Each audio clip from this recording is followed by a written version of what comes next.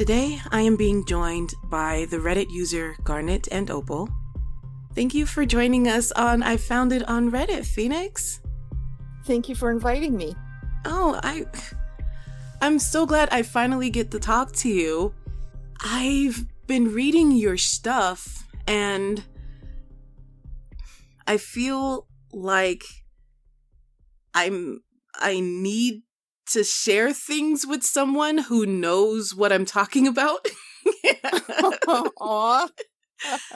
You know what I mean? Like, you want to talk about The Mandalorian, or you want to talk about, some crazy YouTuber or something, but only this person knows this YouTuber or has seen the full season of this show. You're my Mandalorian. Oh, that is such a huge compliment. Thank you. I would like to know what is coming up for me once I hit 40. Well, gravity. Dang it. That's the first thing that hits, gravity. The thing that you can't avoid is the gravity. It wins. It wins after all. It's my only allergy. I thought it would just be lactose intolerance, but gravity. Yeah. Yeah. That's not supposed to make that sound. Like. Exactly. When you're walking, you go, what's slapping? Right. And it's you. Watch. At first you thought it was an applause, but then you realize it's just, extra cushion. That's right. Yeah. It's just me. It's just me. You are an amazing writer, I gotta say. Thank you. You're welcome.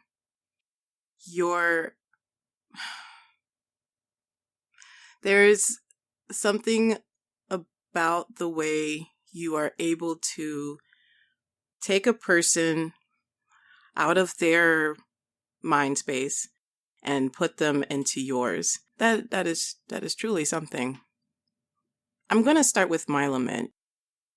I like that it's not your standard zombie story. Tell me how you came to this story. So it's very hard to be on the monster side, ripping up little kids. Yes. But if I could get into the zombie's perspective and say, these are the things that you're not thinking about, you moving around living people. I've got issues. I got my own problems. Yeah, I got my problem. Like, I can't chase after you like I used to. He just can't stand and fight anymore. He doesn't have the muscle man. Things that people know about zombies but don't really take into consideration. And then busting down all of those horror tropes where it's like, what movies say that you have, that you move super fast, but you can't really move super fast because, you are a zombie, so you're deteriorating. Like, come on. Mm-hmm. How could you move super fast if your body is dying? Give me a break. Yeah. Broken things don't move fast. Broken things fall apart. Exactly. Mm-hmm. And how good are you at fighting if it's all of a sudden, oh man, my arm fell off. Mm-hmm. Yeah, which I think it gives the people who die by zombies even less respect. You couldn't outrun him. You're right. Yeah. He's on his knees. What's your excuse? Right? You see those zombie movies where it's like the group of zombies are very far away, but the person has a gun and they're shooting them, and you're like, why aren't you running? You should be running. They're walking toward you. They're gonna mob you. But they stand there and shoot each one, and then the one that's crawling grabs them by the leg and bites their Achilles tendon, and they're done. So Yeah, it was not a successful battle plan. No. You think things that move slow would give you a chance. They're sneaky. They're like the Jason Voorhees of death. I don't know. Supernatural horror. Supernatural horror. Yes. I think Jason Voorhees is also supernatural horror. At first, when I tried to record my lament, the line that that's what they don't tell you about zombies, the lack of fecking teeth. I tried to I was like, fecking, where the heck does that come? Oh, Scottish. Yeah. Okay. I was like, I knew what he was trying to say, but I was like, I never heard fecking because Scottish. So then I tried to learn a Scottish accent.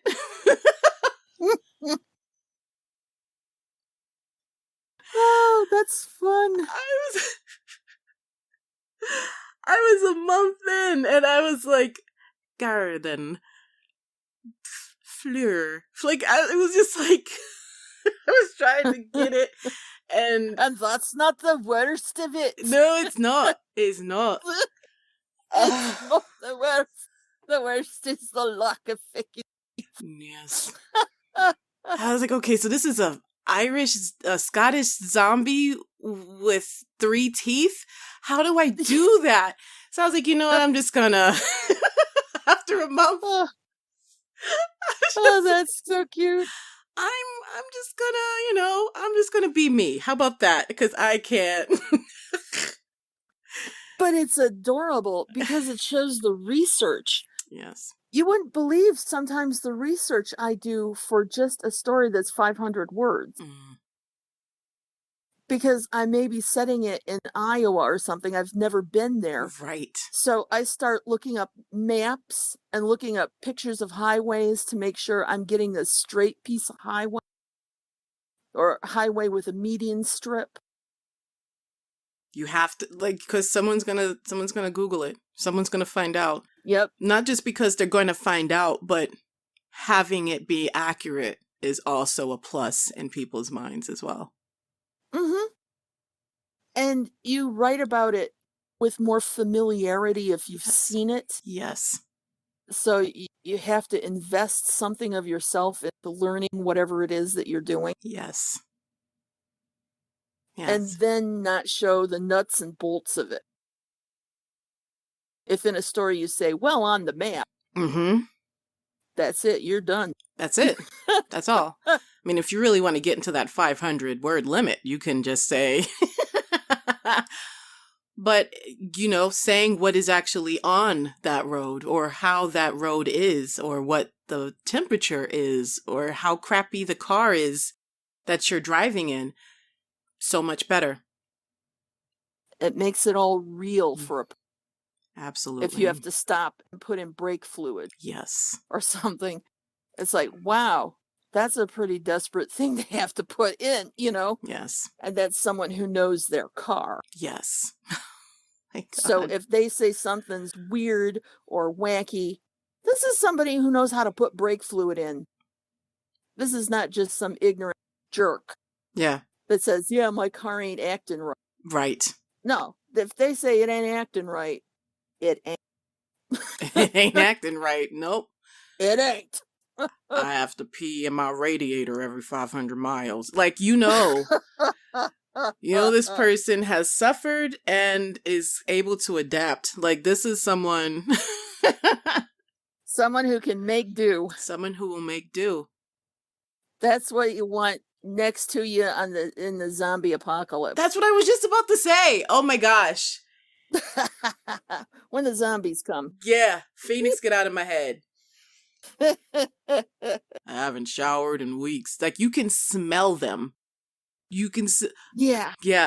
The McDonald's wrappers and on the blah blah blah. You know this person. Yeah. You smell it. You feel sticky. Like you could. Oh my gosh. Yes. Yes. That's what I try to give my characters, so that if you see someone out in public, you go, oh, Oh my God, it's Caitlin. Oh, wow. She really does exist. Yes. Oh my God. That's amazing. Oh, I know when someone says, I know someone like that. That's just like my friend, blah, blah, blah. Amazing. That's what I try to do, to get the entire depth of the person. Yes. Cool. Cool. Did you watch, like, were you on like a zombie movie binge before writing it? No. Sometimes when I'm starting a story, I think about what monster haven't I covered, Yes. you know, Yeah. or what kind of a monster haven't I covered. What kind of a So in my monster? work, I've got like a fire ghost. I've got a radioactive, you know, just to find a different way of looking at them. A radioactive fire ghost? Well, those are two different ghosts. I think it sounds like you just threw threw words in a hat and picked it out. Just ghost, fire, radioactive. Nice. Well, thank you. Maybe I'll start using a hat, but no, I actually sit down and figure this out. I mean, they do glow. It would make sense. Mm-hmm. Your brain. Your brain is something. What? And I mean that in like the most like genuine complimentary way as possible, because you have to have like your brain has to work a different way in order to pick out a radioactive fire ghost without using a hat. Like I feel like I would need a hat to come up with that, or something really strong. What challenges have you had while writing? It depends on what it is. Sometimes I lose interest in what I'm writing, and then it's really hard to get back to it. Yeah. Because I know where it's going. It's a matter of taking the readers through each of these steps, because you just can't skip. Yes. You can do it in poetry and nobody cares. Yeah. It's like jazz. They don't care where the melody's going. Right. But in regular prose, regular fiction, you need to show the reader each one of the steps. Yeah, with jazz, you just kind of surrender. You have to surrender to jazz and poetry. Yeah. Do you feel like you're kind of like the jazz of writing, because you kind of have to throw out the normal way of the way people think? Yeah. In that sense, I think I'm like easy listening jazz. Yes. It doesn't jar as much. It doesn't jar as much. Sort of, yeah, the elevator jazz. Yeah, elevator jazz. Yeah. Smooth, daddy-o. Yes.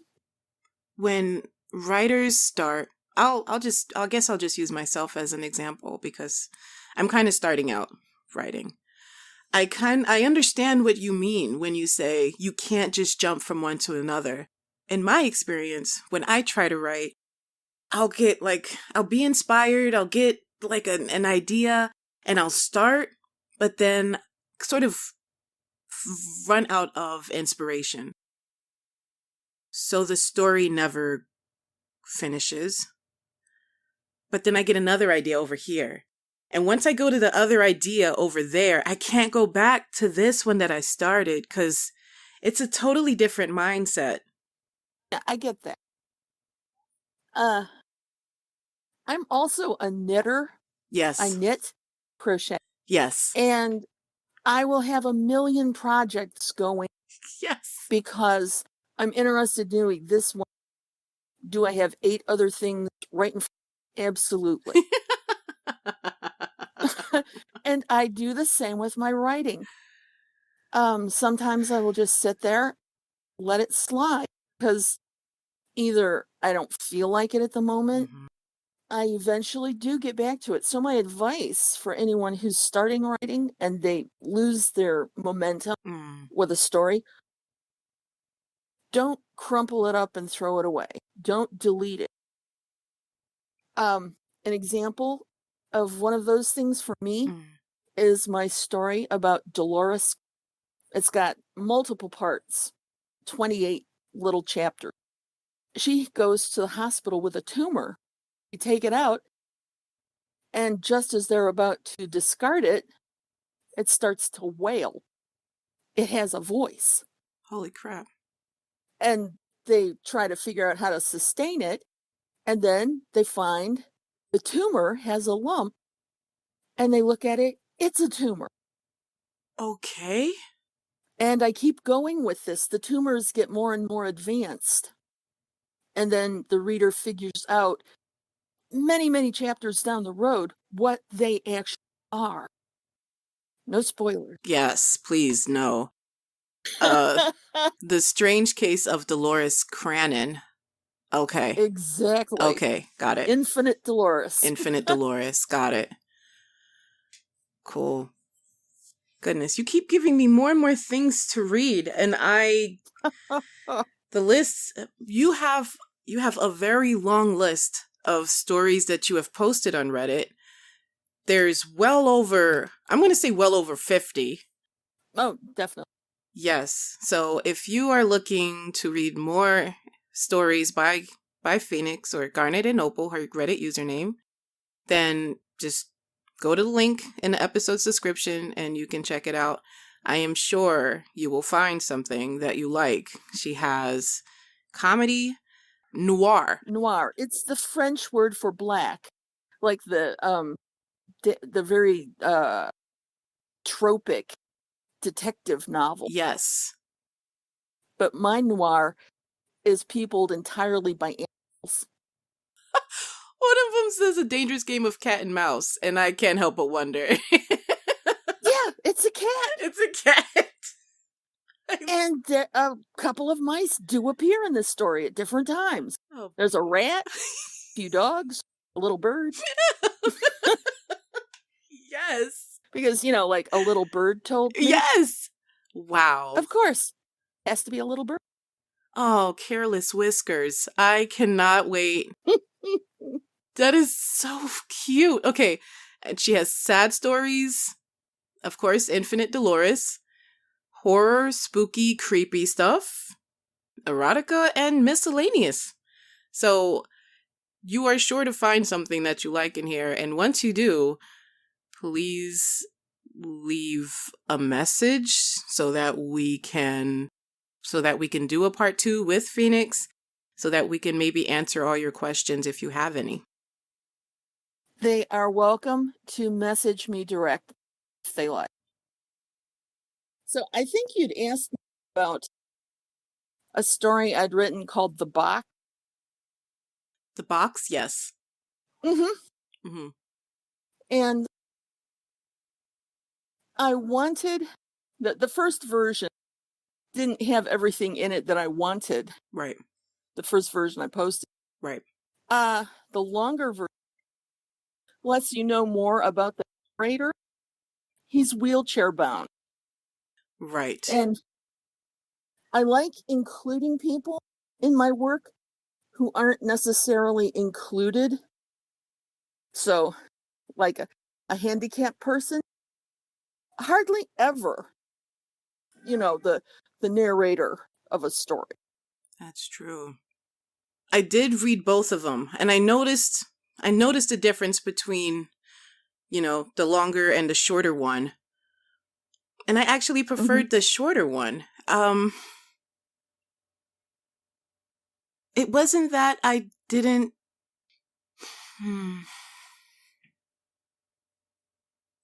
Maybe was it too much to have a disabled person stuck in that predicament? No, it had nothing to do with the person being disabled. It had to do with that it didn't need. I felt like the first story was enough. I didn't feel like adding that he was wheelchair bound gave it any more weight. Mm. Does that make sense? Yeah. And maybe I didn't put it in such a way that a person would say, "Oh, because he's wheelchair bound, he really Yes. can't just stand up and open the window. He Yes. can't do all the things that we would think, oh, well, just go do this, call on the phone, just, why don't you just get up and walk out?" That's what it was. That's exactly what it was. It wasn't that feeling like, oh, he's in a wheelchair. He can't. It wasn't that feeling at all. It was just that you were adding some extra information about them Mm. that didn't really change the story at all. And I wonder if I would have felt that way if I read the longer one first and then read the shorter one. I read the shorter one first and then the one that put in that he was wheelchair bound. Yeah, it might have made a difference I think it would have. because then you'd be starting from this guy's in a chair. Okay. From Mm-hmm. the very first paragraph, he lets you know, I pulled back my wheelchair so I could let him in the door. Yes. And then you go, oh, okay. Yes. Exactly. Let's go back a little bit. So just keep going. Don't delete it. Right. Don't delete it. The reason is this story about a tumor with a tumor with a tumor Mm-hmm. came from 30 years ago. Wow. What? I just finally decided, I'm going to start this. It hadn't even started. It wasn't even on paper yet. Just an idea. Yeah, I write myself a list of ideas, like I want to write about a blind who doesn't know he's blind. Madness. Yeah, you'd think, wow, how in the heck is that possible? Well, if he's super telepathic and he gets his visual input from people around him, unless he's absolutely alone, he doesn't know he's blind. Right. Right. And you don't know what the other people are doing. You just probably assume that they're doing the same thing as you. Right. How would you know that they see and you don't? Right. And that they don't see the world as you do. That's awesome. Right. You have to ask yourself those questions. You have to throw out the impossible thing and then try to find that exit, try to find that way out of it. Right. To make it exist. That was the tumor. How can a tumor actually be a person? And that actually came from finding out that sometimes, and this is truth, tumors contain things like hair and teeth. Yes, I've heard that. Whoa. Mm-hmm. What if it could breathe too? Mm-hmm. Man, Dolores, you're going to have a hard life. You're going to have a really hard life. Are there going to be more chapters after the 28? No, that brings it to its final close. It draws up the loose end, and you find out the origin, and you find closure for some of the characters. Thank goodness. It involves government, outer space, everything. Jesus. And you thought your day was bad. Like, imagine you're a tumor with lungs. Yeah. That's not a good sign. I feel like at that point I would just sign the NDA. Or was that? Do not resuscitate, the DNR. And DNR. yeah. Yep. And just use me for science. Like, clearly I'm not meant to be a regular human. I'm meant for something greater. Like, I feel like I would be a superhero or a supervillain. Yeah, what if that is your superpower? Yeah. Is that you create children no one else could. Or no one else would want. Yeah, that one's not getting picked at the adoption home. That one is just... Yeah, it's not so much the fins and the gills. It's the behavior Yeah. disorders. Yeah. Yeah. Yeah.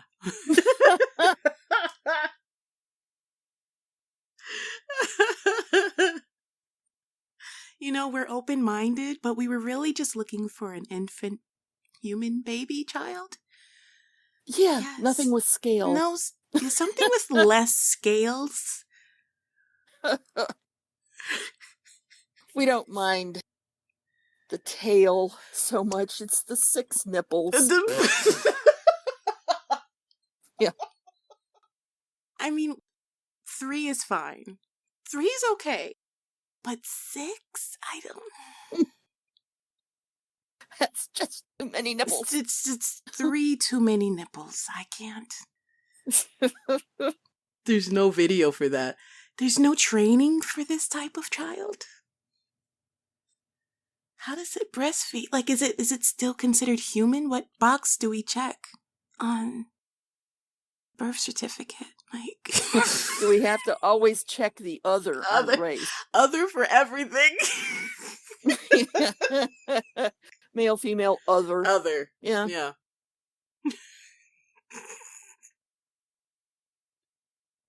Definitely not Latino. Definitely not that box. Not the Pacific Islander Not either.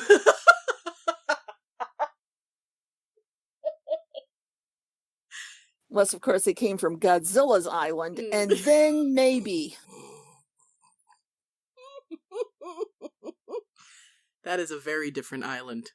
The story that I started, I didn't delete it. It's still somewhere in my save files somewhere. Mm-hmm. I'm going to go back to it. I'll go back to it. I kind of feel like I need to be in the right headspace to go back to it, but I'll just have to push through, or else it's just going to be another one of those stories that I just never finish. And another thing is, when you do go back to it, don't just sit down and scroll to the end of it. No, you have to start from the beginning. Read through it. Yeah. You read through it because, and even when I'm doing that, no matter if I'm proofing or editing or, whatever I'm doing with it, I start at the beginning again. Read down through it so that I don't have a stupid error like someone I've been calling Nancy suddenly into Terry. Yeah. And it also gives me a mindset. It puts me back into the mindset where I was when I started. Yes. It helps me recall, well, what was this about? And what did they think of each other? That's true. Another thing, another tip for people who are writing is read your dialogue out loud. If you have difficulty saying it, so would your character. You can make a world where people speak differently. Yes. You have to keep that very consistent, though. If they say me, like me goes hungry, okay, make sure you do that consistently all throughout it. If he ever says I, you've lost your reader. Yes. Immediately. As soon as you throw in I, they're just saying, what? No. That's not how a Lampurian talks. Right. What a freaking poser. Yeah. That's true. When I read, I do YouTube narrations, and I read through it, and once I read through it, I try to find anything that gives me an idea of what that person would sound like, the words they say, and then I try to incorporate that into how I say their lines or how they narrate the story. And there are times when I read something, I'm just like, that doesn't sound right, or that doesn't flow right with the person's dialogue. So sometimes I have to reach back to the author and I'd be like, can I tweak this a little bit so that it flows better, or just try to help it be a little more concise. And so far, I haven't had any authors who are like, that's my work, don't touch it. I haven't had anyone be super possessive. Usually they will be okay with it because, it sounds kind of off. When you bring it to their attention, that's when they notice it. Yeah. So my advice is do this with your own story. When you read them out loud, it has to be words you would use. And you have to think about, okay, this person said, I don't like you. What's the response? Why? What's wrong with me? Mm-hmm. What's wrong with you? Mm-hmm. If you have the person say, oh, but, and then they go on with a long discourse, that's not natural. That's not natural. Why? What did I do to you? Yeah. Why don't you like me? Yeah. And some of that involves like hopping between characters. Hopping between characters' minds? Yeah, their mindsets. Like, yeah. Yeah, one person says, I don't like you. Well, he's got a reason for that. Mm. Does he want to start a fight with this person? Mm. What is his motivation? Why is he saying this? And the other person, are they really defensive? Like, but I'm nice. Or are they also deciding, hey, I don't like you either? Yeah. I get that feeling from your work. I definitely get it from my daughter won't let me read to her anymore. Yeah. Won't let me read stories to her anymore. That's the feeling I get from that story. Like, she's like, I thought you liked it. No, but I don't like it because of this. But why? But, it's just a coincidence like that, blah, blah, blah. No, they're here. Look, let me show you. You get that, you get that exchange between two people from that story. Oh, I love that. I was wondering what it was about that story that I like so much. It's that it's an actual true conversation. It's not just someone throwing words at another one to move the story along. That is like the most gratifying thing I've heard in a long time. Oh, thank you. Oh, you're welcome. You're welcome. Because my feeling is that the story, no matter what it is, if it's a zombie story, a spaceman story, no matter what it is, it's about people. Mm-hmm. And the relationships they have with one. And the relationships they have with one another. Mm-hmm. Yeah. Like, even if it's hunter and hunted, what is this? Is this a, Hatfield and McCoy kind of thing? They always fight? Or is it something personal? Mm-hmm. Or even in like a ghost story, there's a reason that the ghost is haunting. Yes. And the person who finds this ghost or is interacting with this ghost, what is their motivation? Were they looking for a ghost? Are they scared by the ghost? Are they threatened by the ghost? Like, I got to take care of this ghost, otherwise the ghost will tell somebody I did blah, blah, blah. I love that. If once you get that down, like you're working with real people at that point. You're working with a human being at that point. Mm-hmm.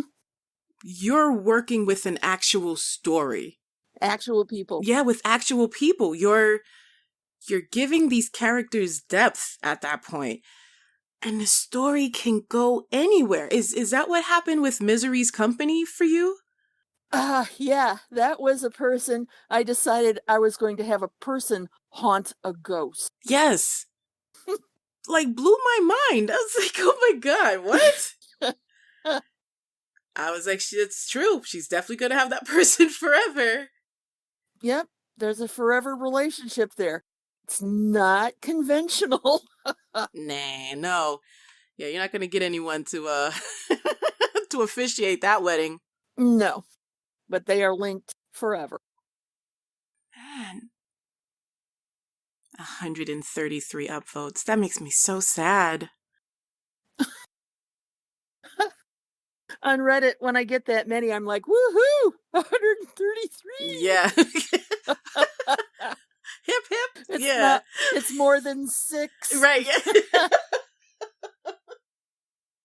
I was telling you before we started recording that it makes me so it's so frustrating when you know, you read a story that is so freaking good, but it's stuck in the single digits and you're just like, how does this happen? And then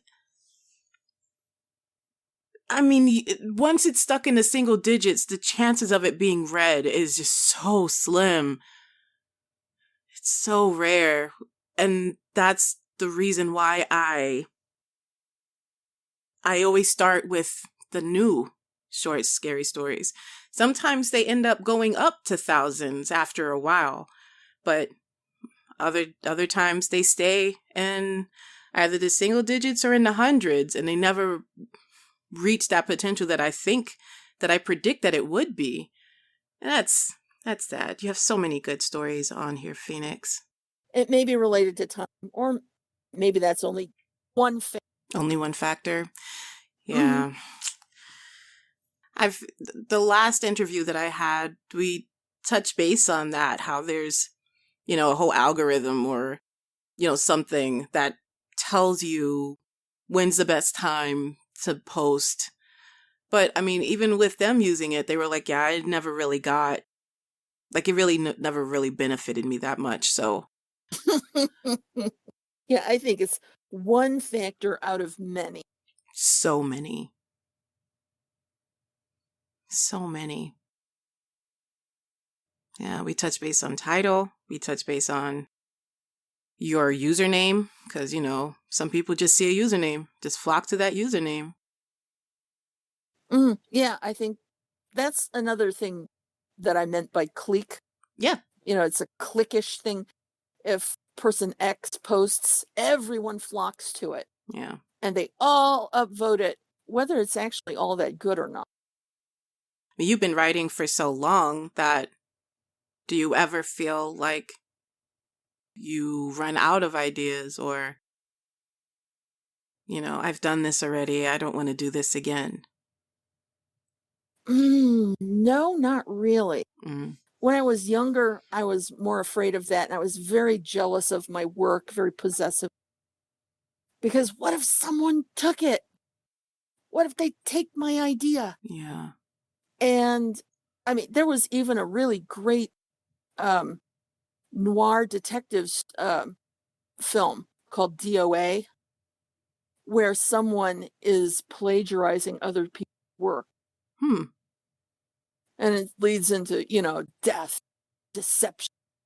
But my point of view is, okay, if someone actually stole one of the stories because they don't have ideas of their own, what are they going to do for their next piece of work? Oops. But I do. I'm not going to be hurt by plagiarism of one thing by one person. That is admirable. I got plenty of ideas. Apparently you have plenty of ideas. Sometimes I look at something, I watch a show or read a book or whatever, and I think, that's not really how it would go. That's not where this should end up. I'm going to write my own. Sometimes that's what I do. I write my own. I can tell you that I really, really like Stephen King. You really like Stephen King? Yes. Yeah. Stephen King writes characters that you can fall in love with. Yes. You can love them. You can care about them. And that's why if they get killed, you are really, really upset. Yeah. Yes. Oh my gosh. What is that? What is that movie? 1922. That movie is on Netflix. I didn't read the book. I came across that by mistake. But he creates a character that you hate him, you like him, you kind of respect him, and you wish he was dead. Like all of these things in one person. That sounds perfect. Wow. Like you hope things work out, but then you hope things don't at the same time. Like, you're just like, yeah, you deserve that. Or, yeah, you deserve that. Like, it's just... It's kind of like you're saying, I love you, but I hope you fall on your ass. Yeah, you need to fall really hard on your butt. And when they do fall on their butt, you're like, oh, I hope things work out. But I hope you learned. But I hope you learned something. Did we learn a lesson? Man, you knew that wasn't the right thing to do, and you did it anyway. And then you did it in the worst way. That is me. That is me in real life. Yeah. I have a Cassandra complex, right? I tell people, but do they listen? Mm-mm. Those are the best lessons. The best lessons are learned in first person. So that means I can talk until I'm blue. Yeah. It won't work. It won't. It won't, unfortunately. And that's something that people have to learn the hard way. Not just the people who, learn the lesson the hard way, but the person who tries to save the person. Oh, definitely. Oh, it's so sad. I got to see it from both sides one time. I was in math tutoring, and I was there with one of my classmates. So I was like, okay, so we're going to study, blah, blah, blah. And then her friend comes in, and her friend sits down like, hey, how you doing? Blah, blah, blah. Oh, my boyfriend. So the best friend's boyfriend, we'll call her, I don't know, Rachel, who cares? The best friend, Rachel, she's like, yeah, my boyfriend's a jerk, and, he hasn't told anyone, he hasn't changed his Facebook status, and blah, blah, blah, and he acts really sketchy, but, I love him, and la, la, la, la, la. And my classmate, we'll call her Cassandra, who knows, whatever. Cassandra's like, you know what, I don't really like that guy, like, he gives me really bad vibes, I think you should leave him. But Rachel is like, no, he means well, blah, blah, blah, and well, he said he'll do better. And then Cassandra's like, yeah, but has he yet? Like, he said that before. And then, I'm just like, once Rachel's gone, Rachel leaves to her crappy boyfriend and goes away. I'm like, look, Cassandra, you can't save her. And you have to be okay with not saving her. She has to learn on her own. He's a piece of crap, and she could have done better. Just be there for her when she comes back crying. That's all you can do. So your tutoring went from math to human relations. When you're the oldest person in your class, you have to be the mom. You end up being the mom of the class. Just accept it. I decided to go back to college late, and it's a really strange world being the oldest one in class, and seeing like these teenagers, seeing 18-year-olds making 18-year-old mistakes, and just being like, oh, you silly, silly children. Let's just like... Yeah. This will not end well. This will not. Because I made that mistake, and it never ends well. No. I'm the one in the class who raises their hand. I'm the one in class who asks questions and doesn't care that, yes, I'm really cute, and I don't want people to know I'm an idiot or can't add fractions. Like, I don't care. Like, I'm just going to sit back here and look cute. I'm going to look cute, and I'll let someone else ask the question so they can look stupid. I'm going to be sexy over here. And I don't care. I'm an idiot. I'm never going to see any of y'all ever again. I'm raising my hand and I'm asking questions because I know there's a test this week. And then after the class, they're like, oh my gosh, thank you for asking that because I had no idea what she was talking about. Yeah, something, I think that might be a common thing. I had a vast stretch of life where I didn't wake up. And then all of a sudden, just before I hit 40, it's like, why the hell shouldn't I say something? Yes. I have a voice. Why not use it? I'm going to say it. Exactly. I was like 27 years of wandering in the desert, from Yes. 13 to almost 40, where I cared what people thought. And all Mm-hmm. of a sudden it's like, should I? Who are they? Can they lower my pay? Can they take my house? Can they fire me, put me in jail? What can they do? Nothing. Well, maybe put me in jail, but no. I mean, depends who's asking. Most of the people that I'm seeing out in public, they can't do anything to, they are nobody to me. That doesn't mean that I shouldn't treat them as people. Right. They're definitely human beings and should be treated nicely like all human beings until they prove. But they don't need, I don't need to care of their opinion. And that comes Like, with do they like age. my shirt? Right. It means nothing. Absolutely nothing. It took a long time for me to get there. But yeah. Me too. Yeah. Yeah. I love it. I love I get it. Like I get the attitude of people who are 40 and older. I get it. It makes sense to me. Just like that, that look like you don't know what you're talking about. Just like I've seen it. I've been there. You have no idea what you're talking about. And the whole I don't care what you think.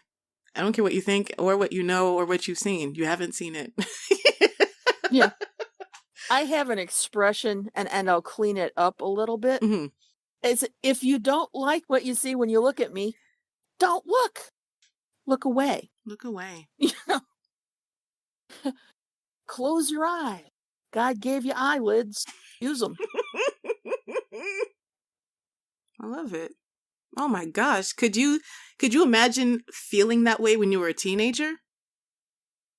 I would have been the most powerful teenager alive. Holy cow. That's the truth. Yeah, if I could go back and tell teenage Phoenix, don't care, that would have been one of the biggest stumbling blocks to adolescence. Don't care about what people think. Don't care about what people say. Like with online bullying and stuff like that, Mm-hmm. I'm so glad I didn't have to grow up with that. Holy moly. But really, I don't care what you say. If I don't care and you keep saying it, eventually people are going to say, oh, shut up. Mm-hmm. Right, but when you absorb it, that's when it has meaning. That's when it means something.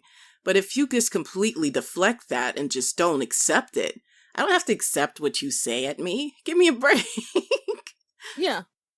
It means nothing. You think I'm interested? No. Why are you wasting your time on something that means absolutely nothing to me? Like, oh my gosh. Wouldn't that have been a revelation to you as a teenager? Just, so what? Don't care, don't look.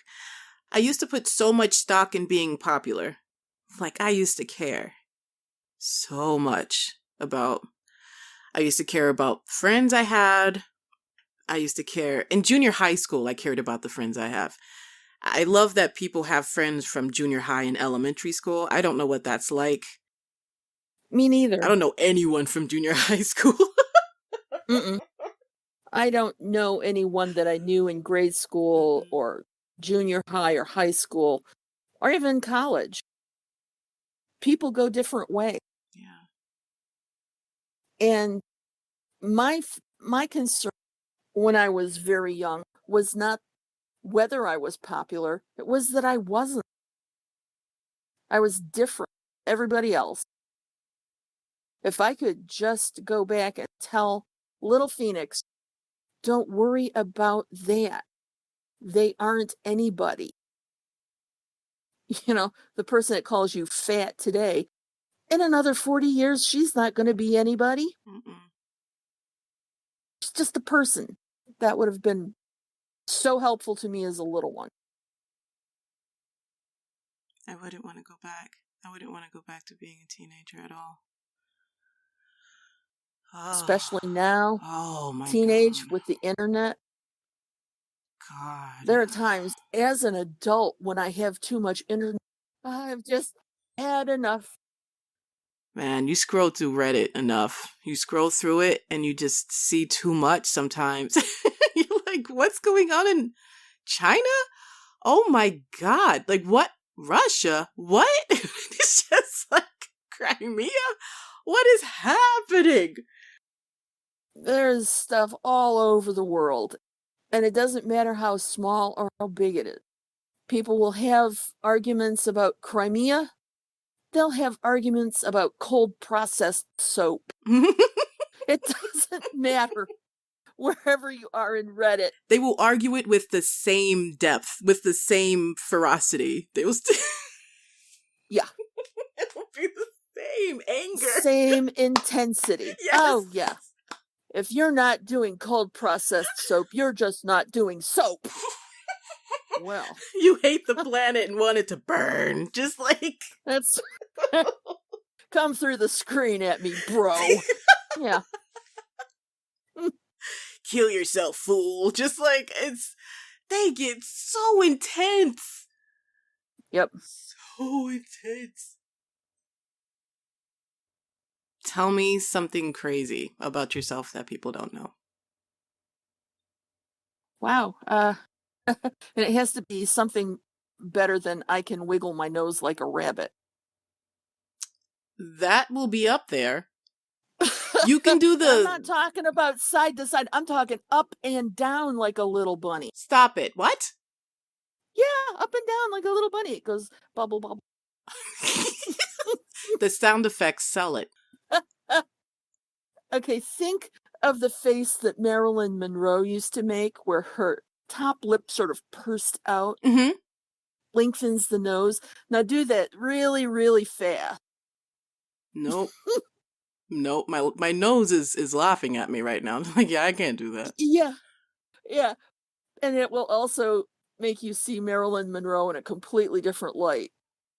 If you're thinking about her face and a little bunny rabbit, it just totally quells that sexy mystique. Oh. How did you know you could do that? I just did it one day in the mirror. That's weird.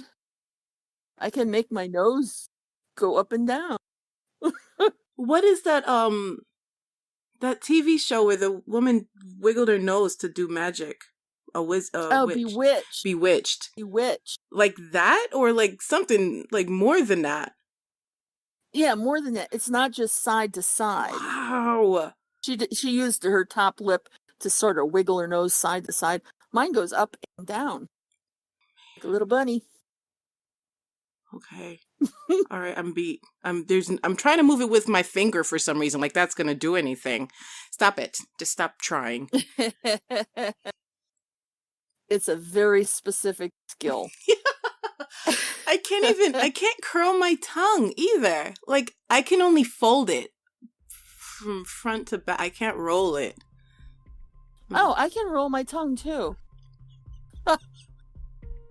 It has been an absolute joy having you stop by and be with us today. Thank you so much, Phoenix. Well, thank you. I've enjoyed it immensely. Oh, I'm so glad. I'm so glad. And thank you for joining us on the I Found It on Reddit Short Stories podcast. Y'all have a great week, and I will catch you on the next page.